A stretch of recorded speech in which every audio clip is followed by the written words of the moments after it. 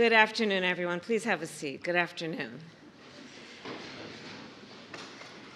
To our President, Joe Biden, members of Congress, the members of the Till family, and my fellow Americans, today we gather to remember our history. We gather to remember an act of astonishing violence and hate, and to honor the courage of those who called upon our nation to look with open eyes at that horror and to act. The story of Emmett Till and the incredible bravery of Mamie Till Mobley helped fuel the movement for civil rights in America. And their stories continue to inspire our collective fight for justice. When I served in the United States Senate, I was so profoundly honored to sponsor the Emmett Till Anti-Lynching Act alongside Congressman Bobby Rush.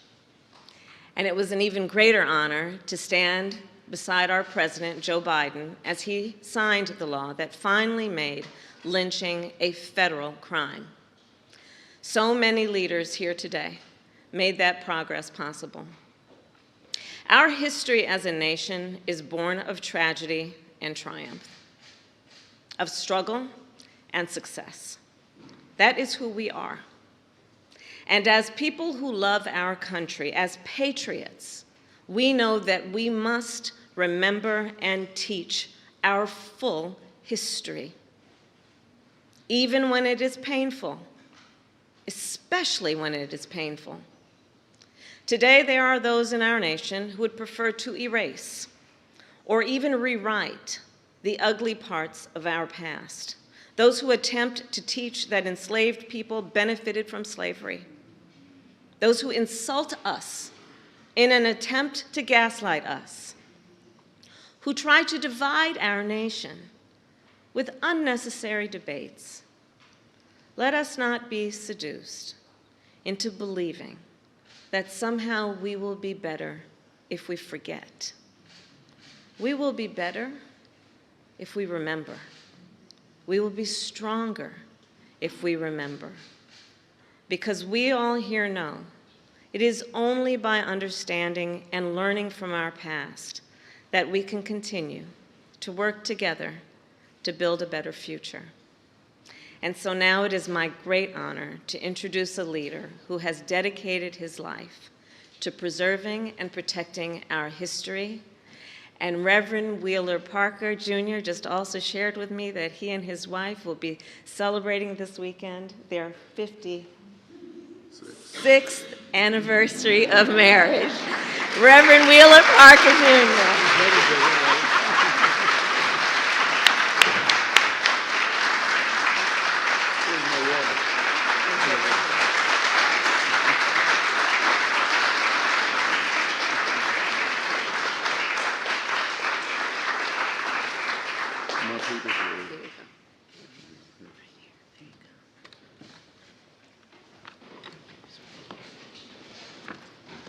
In fact, we were married 56 years on Sunday. My wife say, when we get to heaven, I'm going to say, Lord, not up here too. I see we have a whole lot of amens to that. I'm truly humbled by this honor. You see, I was born in Mississippi. I spent my early years as a sharecropper and was focused upon filling up a 9-foot sack. Focused upon my quota, not making history, from the outhouse to the White House.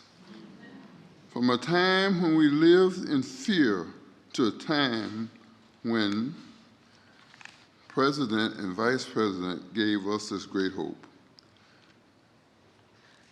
Kept their promise by delivering. This is what America means to me. Promises made, promises kept. It has been quite a journey for me from the darkness to the light. When I sat with my family on the night of terror, when Emmett Till, our beloved Bobo, was taken from us, taken to be tortured, brutally murdered, Back then, when I was overwhelmed with terror and fear of certain death in the darkness of 1,000 midnights, in a pitch-black house on what some have called Dark Fear Road. Back then in the darkness, I could never imagine a moment like this, standing in the light of wisdom, grace, and deliverance. There's something amazing you feel when you meet President Biden, like I did when he signed the Emmett Till anti-lynching bill into law. He welcomed me to this place of great power. I felt the power of his personal devotion, his devotion to justice, to equality, his commitment to keeping the promise of America. This came from his heart, from his soul. God bless you, President Biden, for all you have done and will do to preserve our history. Ladies and gentlemen, please join me in recognizing President Joe Biden.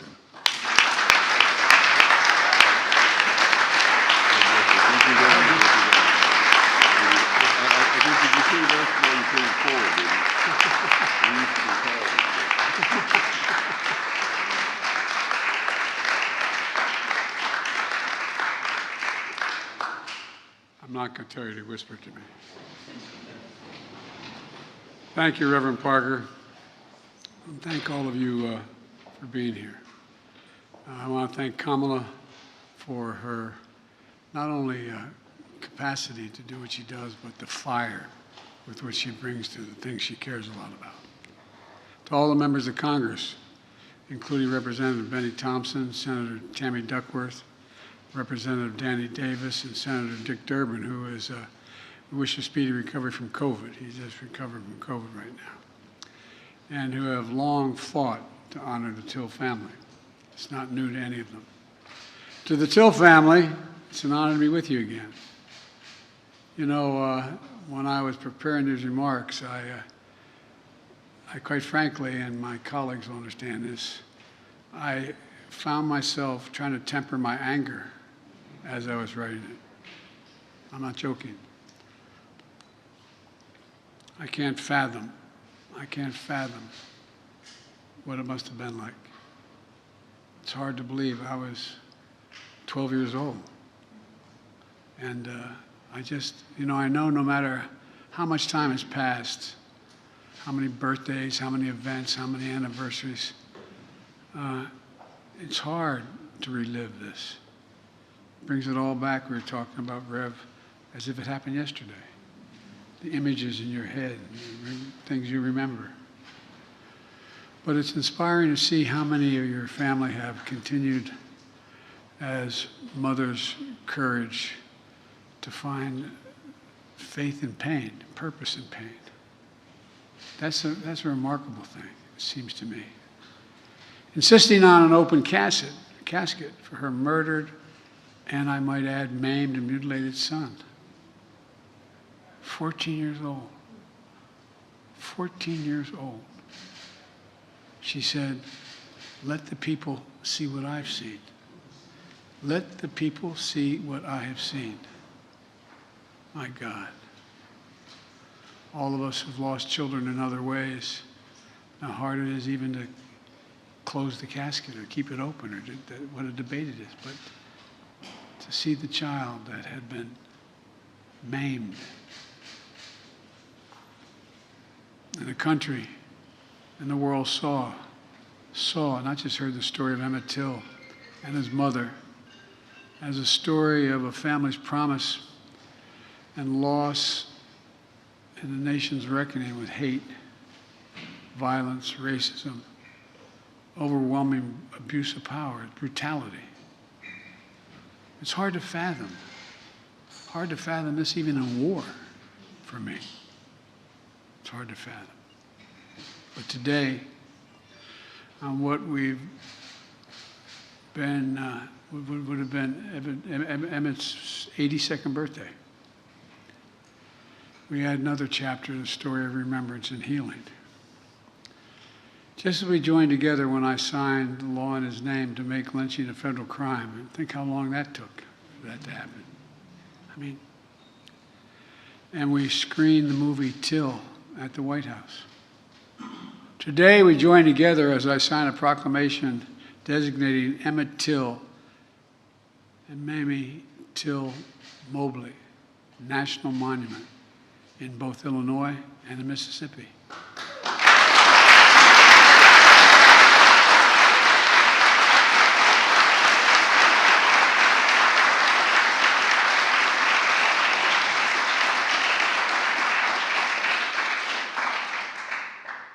When we ended lynching as a matter of law, we talked about wanting to do this, but the support from the community has been so overwhelming.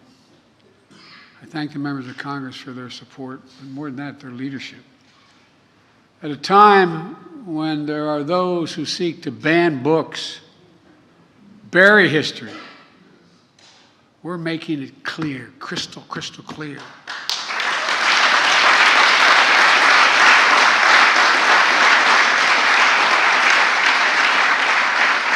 While darkness and denialism can hide much, they erase nothing. They can hide, but they erase nothing. We can't just choose to learn what we want to know. We have to learn what we should know. We should know about our country. We should know everything, the good, the bad, the truth of who we are as a nation. That's what great nations do, and we are a great nation. That's what they do.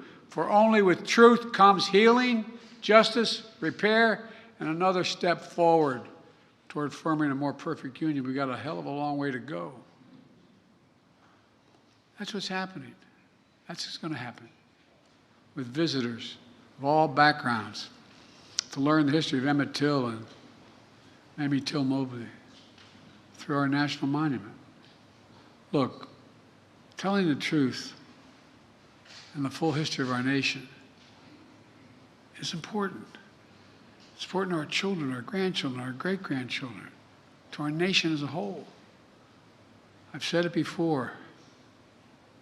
It was a lesson I learned coming out of not like real leaders in the civil rights movement, but I came out of the civil rights movement as a kid, as a public defender, and I used to, think that you pass something that was good, you can make hate go away.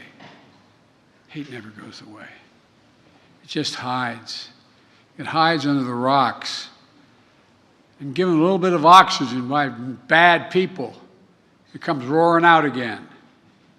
It's up to all of us to deal with that. Up to all of us to stop it. Up to all of us. The best way to do this is with the truth. It's used in a different context, but I think it applies here. Silence is complicity. I will not be silent, nor will you be silent about what happened.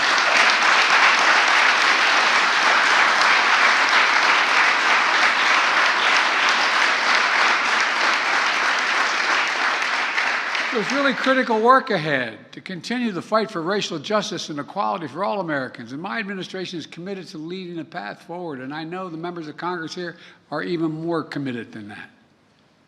I'm going to close with this.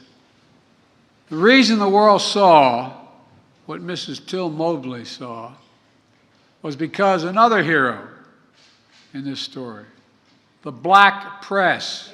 No, I'm serious.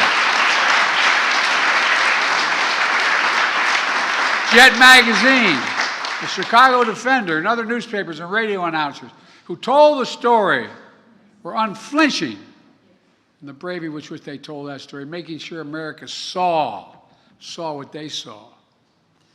Ida B. Wells once said, quote, "The way to right wrongs is to turn the light of truth upon them.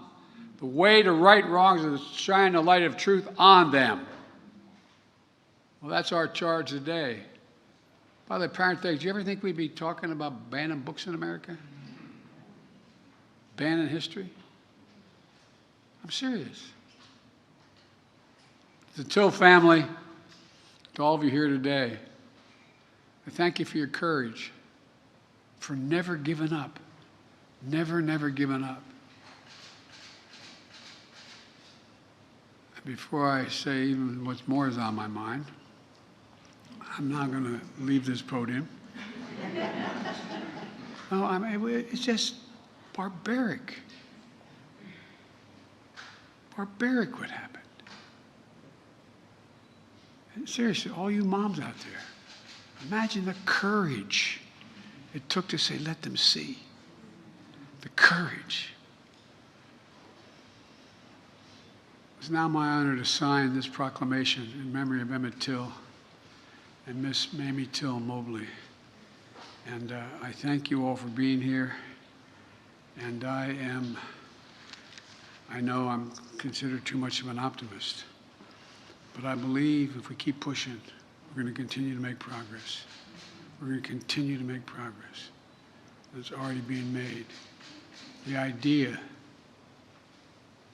that when that 14-year-old was buried, that in this Indian treaty room, there were this many people of color holding powerful office, changing the direction of the country, would have been beyond our comprehension. And we're just getting started.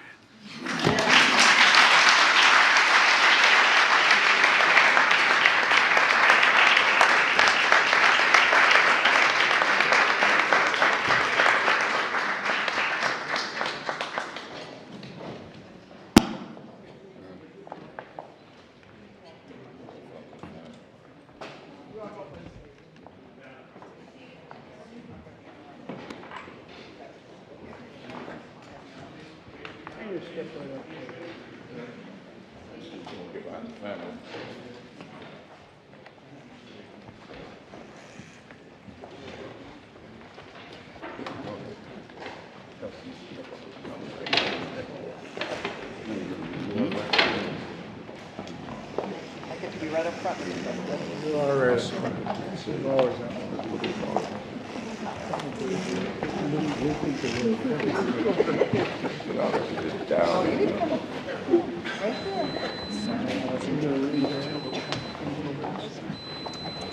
Okay. You ready?